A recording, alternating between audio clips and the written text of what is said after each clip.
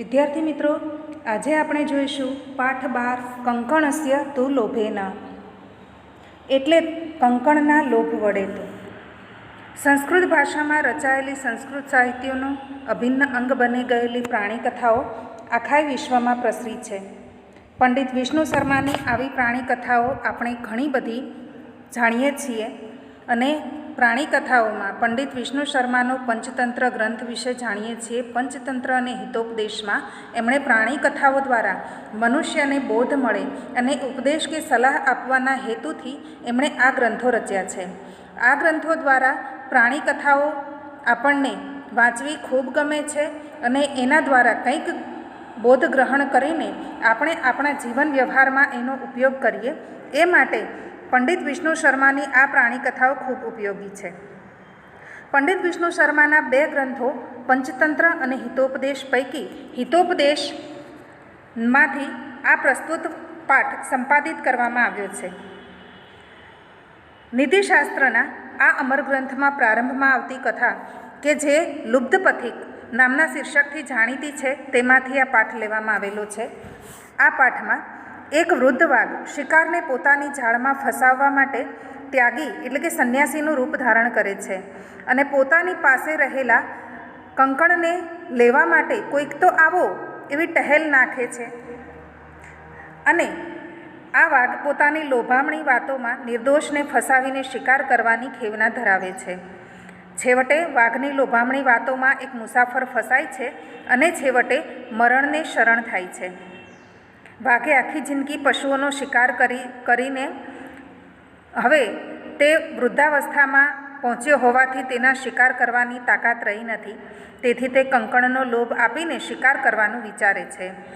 મૂળ આની પૃષ્ઠભૂમિમાં તો માણસનું લોભીપણું છે કે મનુષ્ય જાણે અજાણે કોઈક અહીં વાઘ છે પરંતુ કોઈ પણની લોભામણી વાતોમાં આવી જાય છે. વાઘની લોભામણી વાતોમાં તો કોઈ પશુ કે પક્ષી ફસાવાનું નથી, એ શક્યતા પણ નથી, પરંતુ મનુષ્ય તો ચોક્કસ ફસાય છે, કેમ કે પશુ પક્ષીઓ કરતાં માણસમાં લોભ વધારે છે. મૂળ આ વાર્તાનો સાર એ છે કે જો પથિક કંકણના લોભમાં ન પડ્યો હોત તો તેને પ્રાણ ગુમાવવાનો વારો પણ ન આવ્યો હોત. હવે આપણે આ પાઠ જોઈએ તો અથઃ પ્રસાદ પૃષ્ઠે સુખોપવિષ્ટાનાં રાજપુત્રાણાં પુરસ્તાદ પ્રસ્તાવક્રમેણ પંડિતો બ્રવીત ભો રાજપુત્રા શૃણોત. અહીં એક પંડિત એટલે કે વિદ્વાન અથવા તો ગુરુ પોતાના રાજકુમારો એવા શિષ્યોને એક પ્રાણી કથા સંભળાવે છે કે જે દ્વારા આ પ્રાણી કથા દ્વારા તે પોતાના શિષ્યોને મૂર્ખમાંથી જ્ઞાની બનાવશે એવો એણે રાજકુમારોના પિતા એટલે કે રાજાને વચન આપેલું છે. તો અહીં એક પ્રાણી કથા એવી જ રીતે અહીં આપવામાં આવેલી છે. હવે એ પંડિત અહીં અથઃ પ્રાસાદ પૃષ્ઠે, હવે મહેલની છત પર, પ્રાસાદ એટલે મહેલ, મહેલની પાછળની સાઈડ એટલે કે છત પર સુખોપવિષ્ટાનામ રાજપુત્રાણામ પુરસ્તાદ એટલે કે આરામથી બેઠેલા રાજકુમારો રાજપુત્રોને આગળ પ્રસ્તાવ ક્રમેણ એટલે કે આરંભ કરવા, પ્રસ્તાવ વાર્તાને શરૂઆત કરવા માટે ના આશયથી પંડિતો અબ્રવીત પંડિતે કહ્યું, ભો રાજપુત્રા શૃણોત, અરે હે રાજકુમારો તમે સાંભળો. કાવ્યશાસ્ત્ર વિનોદેન કાલો ગચ્છતિ ધીમતાં વ્યસનેન તુ મૂર્ખાણાં નિદ્રયા કલહેન વા. એટલે કે કાવ્યશાસ્ત્ર વિનોદેન, વિનોદેન એટલે કાવ્ય અને શાસ્ત્ર એટલે કે શાસ્ત્રોનું વાંચન કરવું અને એનું મનોરંજન, વિનોદેન એટલે મનોરંજન વડે, કાલો ગચ્છતિ એટલે સમય વીતે છે, ધીમતામ એટલે મૂર્ખ, ધીમતામ એટલે બુદ્ધિશાળીઓનો અને મૂર્ખાણામ એટલે મૂર્ખોનો, વ્યસનેન એટલે કુટેવ, વ્યસન એટલે કુટેવ, કુટેવો કે વ્યસનોમાં, નિદ્રયા એટલે ઊંઘમાં અને કલહ એટલે ઝઘડામાં. તો અહીં કહેવાયું છે કે બુદ્ધિમાનોનો સમય, ધીમતામ એટલે બુદ્ધિશાળીઓનો સમય હંમેશા કાવ્યશાસ્ત્ર વિનોદેન એટલે કાવ્ય અને શાસ્ત્રના વિનોદ એટલે કે મનોરંજનમાં ગચ્છતિ એટલે વીતે છે. જ્યારે મૂર્ખાણામ એટલે કે મૂર્ખ મનુષ્યોનો સમય વ્યસનેન એટલે કે વ્યસન કરવામાં, નિદ્રયા એટલે ઊંઘમાં, અને કલહે નવા અથવા તો ઝઘડામાં વીતે છે. તદ્ભવતામ વિનોદાય કાક કુર્માદીનામ વિચિત્રામ કથામ કથયિષ્યામિ. તેથી તદ્ભવતામ તો હું તમને વિનોદાય એટલે મનોરંજન માટે, કાકઃ એટલે કાગડા, કાગડા અને કુર્માદ એટલે કાચબો, કાગડા અને કાચબા વગેરેની વિચિત્રામ કથામ કથયિષ્યામિ વગેરેની અદ્ભુત કથાઓ કહું છું એટલે કે વાર્તાઓ કહું છું. રાજપુત્રૈ ઉક્તમ આર્ય કથયતુ. રાજપુત્રો બોલ્યા, શ્રીમાન કહો. પંડિતઃ ઉવાચ, પંડિતે કહ્યું, શ્રૂયત યુયમ તમે બધા સાંભળો. સંપ્રતિ મિત્રલાભ પ્રસ્તુયતે. અત્યારે મિત્રલાભનું પ્રકરણ હું અહીં રજૂ કરું છું.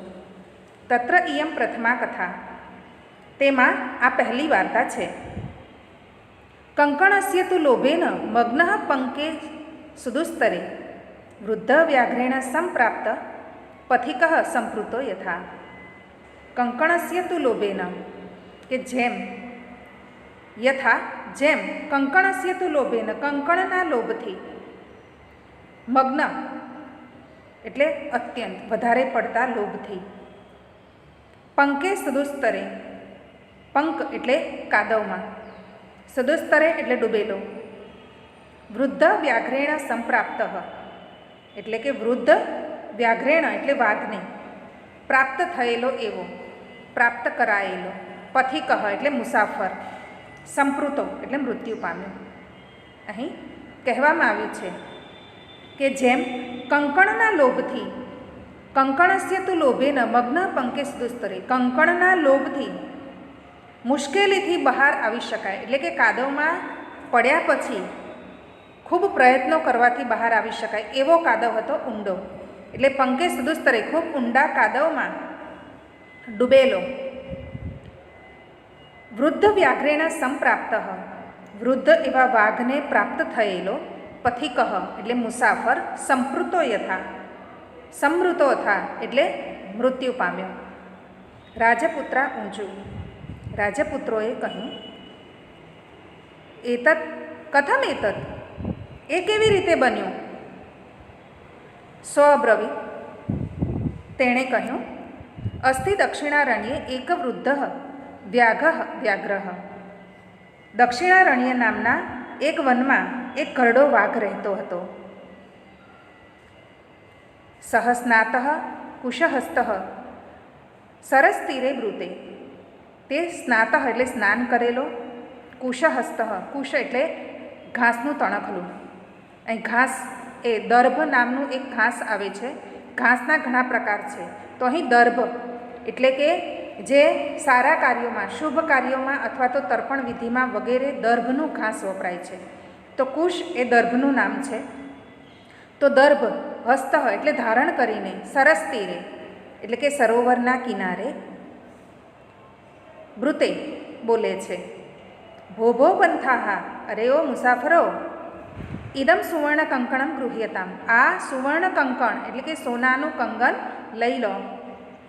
તતઃ લોભા પૃષ્ઠેન કેનચિત પાંથેન આલોચિતમ યત ભાગ્યેન એતત સંબતિ. અને ત્યાર પછી ઇદમ આમ, ત્યાર પછી લોભા પૃષ્ઠેન તેના લોભને લીધે, કૃષ્ટેન આકર્ષાયેલા, કેન ચિત પાંથેન એટલે કોઈક મુસાફરે, આલોચિત યત ભાગ્યેન એતત સંભવતી વિચાર્યું, આલોચિતમ વિચાર્યું કે યત ભાગ્યેન એતત સંભવતી આ તો ભાગ્યથી, નસીબને લીધે જ સંભવે છે. કિંતુ અસ્મિન આત્મસંદેહે પ્રવૃત્તિ ન વિધેયા, પરંતુ અસ્મિન એટલે અહીં મને પોતાની, આત્મસંદેહે પ્રવૃત્તિ પોતાને શંકા જન્મે છે, તો પ્રવૃત્તિ ન વિધેયા કોઈ પ્રવૃત્તિ કરવી નહીં. યત કેમ કે અનિષ્ટાદિષ્ટ લોભે અપી ન ગતિર્જાયતે શુભા યત્રાસ્તે વિષ સંસર્ગોમૃતમ તદપી મૃત્યવે, કે અનિષ્ટ એટલે કે અશુભ. અનિષ્ટાદિષ્ટ, અહીં સંધિ છે, અનિષ્ટ અને ઇષ્ટ એટલે કે શુભ અને અશુભ. તો અનિષ્ટાદિષ્ટ લોભે ન આપી, અનિષ્ટ વસ્તુમાંથી ઇષ્ટ વસ્તુના લોભથી પણ ગતિર્જાયતે શુભા, શુભ ગતિ થતી નથી. ગતિ ન જાયતે એવું છે અહીં, ન પહેલાં છે એ ગતિ ન જાયતે શુભા. અન્વય કરીએ તો આ પ્રમાણે થાય કે અનિષ્ટ વસ્તુમાંથી ઇષ્ટનો લોભ પ્રાપ્ત થાય, એટલે કે પ્રાપ્ત વસ્તુ મળે તો પણ શુભ ગતિ થતી નથી, એટલે કે સારું થતું નથી. યત્રાસ્તે, કે જેમ વિષ સંસર્ગો અમૃતમ તદપી મૃત્યવે, કે વિષ એટલે ઝેર, વિષનો સ્પર્શ થયો હોય, સંસર્ગ એટલે વિષના સંપર્કમાં અમૃત આવ્યું હોય, અમૃતમ વિષના માત્ર સ્પર્શ પણ થયો હોય તેવું અમૃત તદપી મૃત્યવે હોય તો તે પણ મૃત્યુનું કારણ બને છે. કિંતુ સર્વત્ર અર્થાજન પ્રવૃત્તો સંદેહ એવ તથા ચોક્તમ, પરંતુ સર્વત્ર એટલે બધી જ જગ્યાએથી અર્થાજન પ્રવૃત્તો હો, ધન કમાવાની પ્રવૃત્તિમાં સંદેહ એવ સાહસ કરવું પડે છે.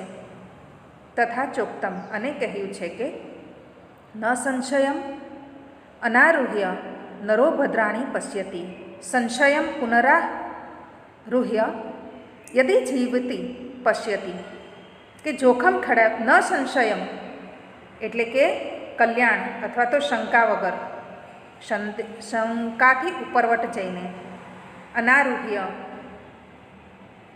એટલે કલ્યાણ, ભદ્રાણી એટલે કલ્યાણ, નરો પશ્યતિ, નરો ભદ્રાણી ન પશ્યતિ, માણસનું કલ્યાણ થતું નથી. સંશય પુનરારુહ્ય યદિ જીવતી પશ્યતિ, જોખમ ખેડ્યા વિના, અનારુહ્યમ એટલે આરુહ્યમ એટલે જોખમ ખેડવું અથવા સાહસ કરવું.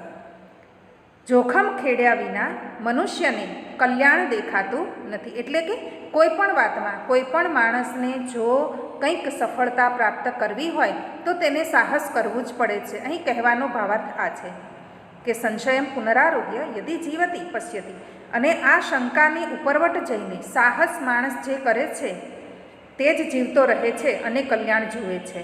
આવું માણસ વિચારે છે, મુસાફર વિચારે છે કે કોઈ પણ કાર્યમાં, કોઈ પણ વસ્તુ પ્રાપ્ત કરવામાં સાહસ તો કરવું જ પડશે, પરંતુ જોખમ ખેડીને એટલે કે સાહસ કરીને જે માણસ કામ કરે છે તે જો જીવી જાય અર્થાત સફળ થાય તો તેના માટે કલ્યાણકારી બને છે.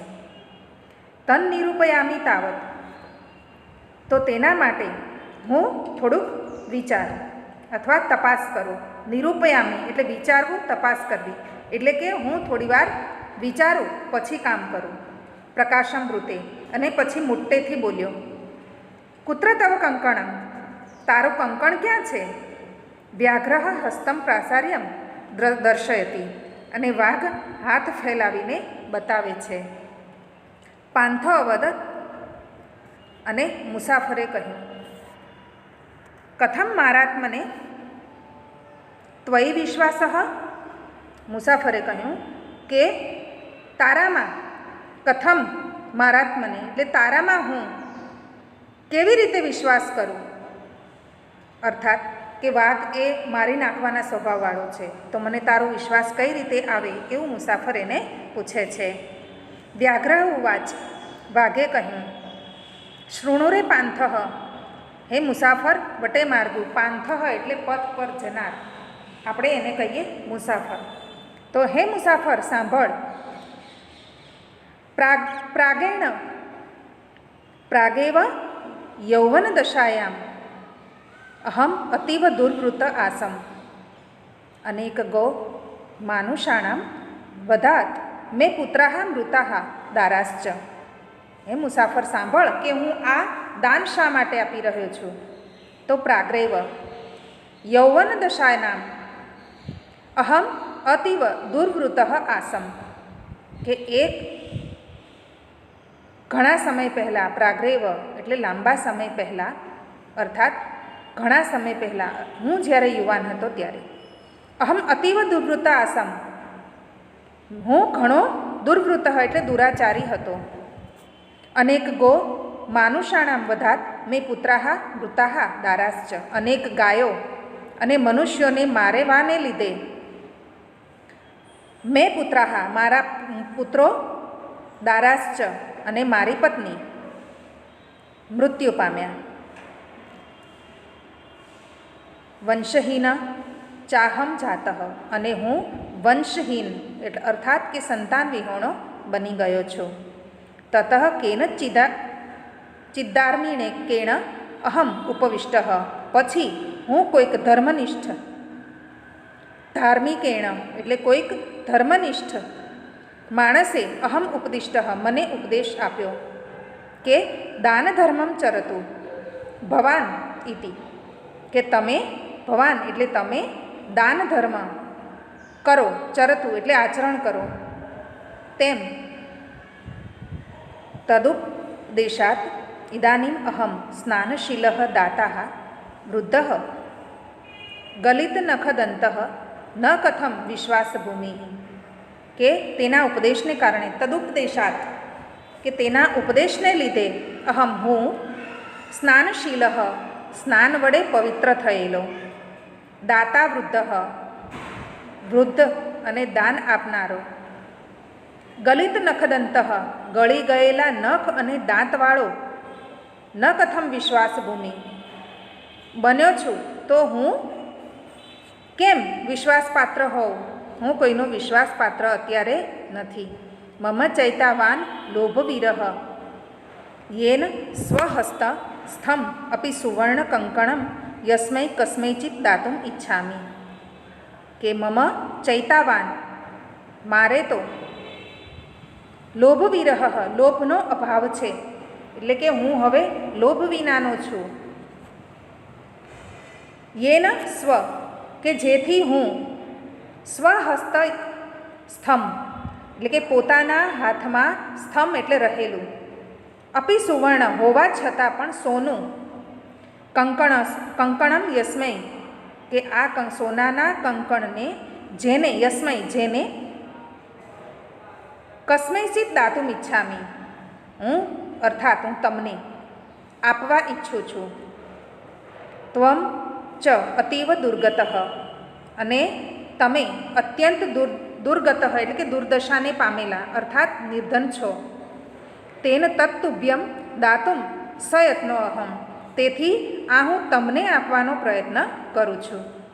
તદત્ર સરસી સ્નાત્વા સુવર્ણ કંકણમ ઇદમ ગૃહાણ, તદ અત્ર તો અહીં, સરસી એટલે આ સરોવરમાં, સ્નાત્વા એટલે સ્નાન કરીને, સુવર્ણ કંકમ ઇદમ ગૃહાણ આ સોનાના કંકણને સ્વીકાર કરો. તતો યાવદસ્તો તદ્વચ પ્રિય લોભાત સ્નાતુમ સરહ પ્રવિષ્ટ તાવન મહાપંકે નિમગ્ન પલાયિતુમ અક્ષમઃ, પછી તતો પછી, યાવત અસો તેના વચનથી, તેના કહેવા પ્રમાણે, તદ્વચ પ્રીતઃ તેના વચનથી પ્રસન્ન થયેલો, પ્રીતઃ એટલે કે પ્રસન્ન થયેલો, લોભાત લોભને લીધે, સ્નાતુમ સરહ પ્રવિષ્ટ સ્નાન કરવા માટે સરોવરમાં પ્રવેશ્યો. તાવન મહાપંકે નિમગ્ન અને તરત જ તે મહાપંકે એટલે તે ઊંડા કાદવમાં, નિમગ્ન એટલે ડૂબી ગયો, ખોપી ગયો. પલાયિતુમ અક્ષમઃ અને તે નાસી જવા માટે કે ત્યાંથી તરત ભાગે એ માટે અક્ષમઃ એટલે અસમર્થ બન્યો. તમ પંકે પતિતમ દ્રષ્ટવા વ્યાઘ્રો અવદત, તમ તેને પંકે એટલે કે કાદવમાં, પતિતમ દ્રષ્ટવા પડેલો જોઈને, વ્યાઘ્રો અવદત તે વાઘ બોલ્યો, અહહ અરે રે, મહાપંકે પતિતો અસ્મિ હું આ ઊંડા કાદવમાં પડ્યો છું. અતઃ ત્વામ અહમ ઉત્થાપયામી, તું ઊંડા કાદવમાં પડ્યો છે તો હું તને, અહમ હું ત્વામ તને, ઉત્થાપયામી ઊભો કરું છું. અર્થાત હું તને કાદવમાંથી બહાર ખેંચું છું. ઇત્યુક્ત્વા શનૈ શનૈ ઉપગમ્ય તેન વ્યાઘ્રેણ ધૃતઃ સ પાંથો અચિંતયત. આથી એમ કહીને ઇત્યુક્ત્વા એમ કહીને શનૈ શનૈ ધીમે ધીમે ઉપગમ્ય તેની પાસે ગયો. વ્યાઘ્રેણ ધૃતઃ તે ધ્રુત એટલે કે દુષ્ટ વાઘે પકડવાથી પાંથો અચિંતયત તે મુસાફરે વિચાર કર્યો.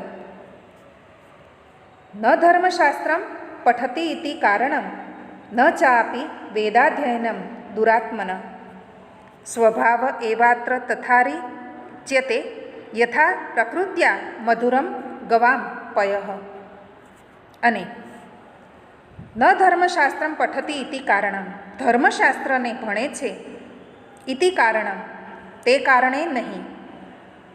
ન ચાપી વેદાધ્યયનમ દુરાત્મન તેમજ વેદોનું અધ્યયન કરે છે તેને લીધે પણ નહીં.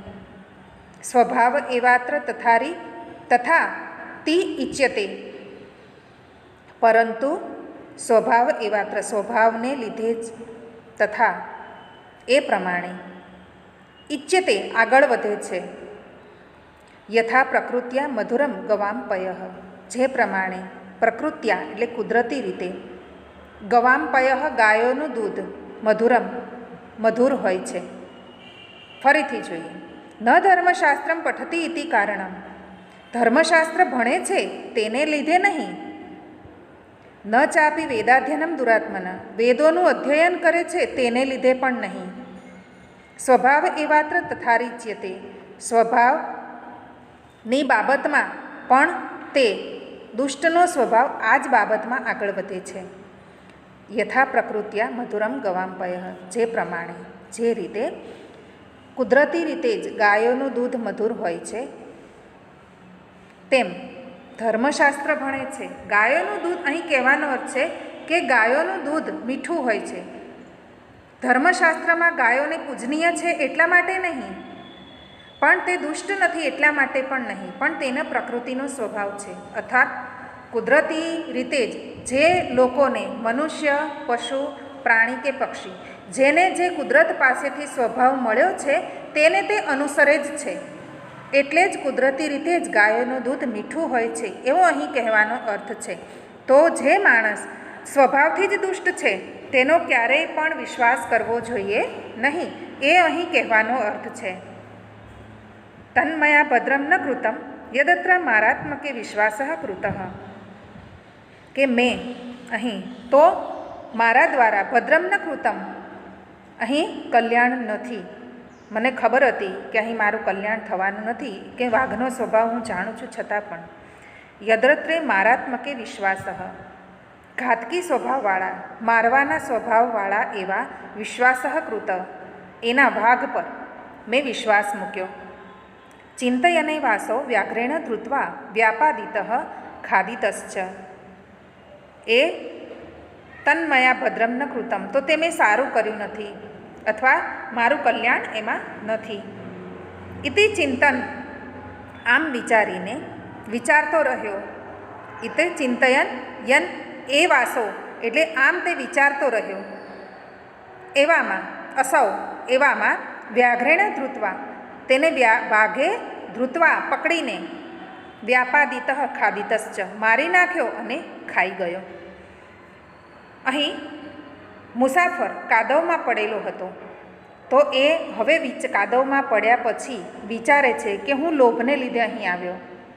દરેકનો પ્રકૃતિગત જે સ્વભાવ છે એ તો એને અનુસરવાનો જ છે. તો વાઘનો સ્વભાવ છે કે શિકાર કરવો અને કોઈપણનો શિકાર કરીને એને મારી નાખવો. તો એ મનુષ્યનો સ્વભાવ છે કે લોભ. હું લોભને લીધે અહીં કાદવમાં ખૂંપી ગયો અને હવે મને ખબર હતી કે આમાં મારું કલ્યાણ નથી છતાં પણ હું લોભ થઈને અહીં પડ્યો. તો હવે વિચાર કરવાથી કંઈ થવાનું નથી. આમ એ વિચારતો રહ્યો ત્યાં તો વાઘ એને મારી નાખ્યો અને ખાઈ ગયો. તો આ પાઠમાંથી બોધ એટલો જ લેવાનો છે કે હંમેશા લોભી સમગ્ર રીતે જો જોઈએ તો સમગ્ર માનવ સમાજ દમન દાન અને દયાનો ઉપાસક બની જાય તો સર્વ સમસ્યાઓનો ઉકેલ આપોઆપ જ આવી જાય. અર્થાત મનુષ્યએ લોભ ક્યારેય કરવો જોઈએ નહીં. આગળ પણ આપણે ભણી ગયા છીએ કે અતિ લોભ એ પાપનું મૂળ છે. તો એ પ્રમાણે આવી વાર્તાઓને પોતાના જીવન વ્યવહારમાં ઉતારીને રાજકુમારો પણ મૂર્ખમાંથી જ્ઞાની અને પંડિત થઈ ગયા. આ પાઠના શબ્દાર્થ અને ભાષાંતર પોતપોતાની નોટમાં લખી લેવું.